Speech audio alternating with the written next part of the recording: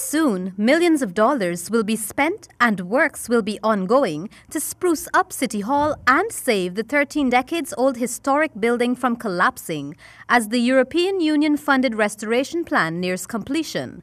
That's according to Ambassador of the European Union delegation in Guyana, Jernej Videtek, who expounded on City Hall's importance. Georgetown's iconic City Hall and the city's engineers building built in 1889 are unquestionably amongst the most outstanding architectural, cultural, and historically significant buildings in Guyana.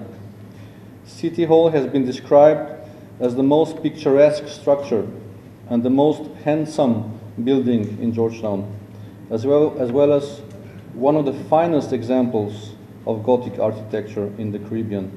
Ambassador Videtek at the opening of the two-day stakeholders workshop on a comprehensive restoration plan and sustainable conservation management plan for City Hall. Meanwhile, specialist conservationalist Francis Maud says the entire building was already examined in order to understand every element of the ancient structure. We also undertook research into the construction of the City Hall and comparable buildings in order to allow us to make an assessment of the significance and cultural value. And this is always a key element of any project of this kind, because what we're mostly concerned with is preserving, enhancing, retaining the values that buildings represent in developing the history of a city, of a nation, of the world at large. That's why places like this have been considered for World Heritage Site listing. We need to keep that in mind whenever we are occupied in a project of this kind.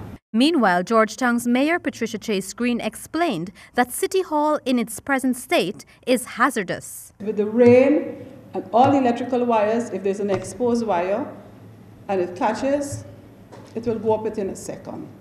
So it is really, really hazardous. The fire services asked us to evacuate the building, but we were told that if we evacuate the building, it will deteriorate faster. So you can understand the urgency in this building for the help of rehabilitation. City Hall was designed by Jesuit architect Ignatius Coles, and the foundation stone was laid by Governor Henry Turner Irving on December 23, 1887. The building was opened in July 1889 by Lord Gormanston. Reporting for HGP Nightly News, I am Kristen Macklingam.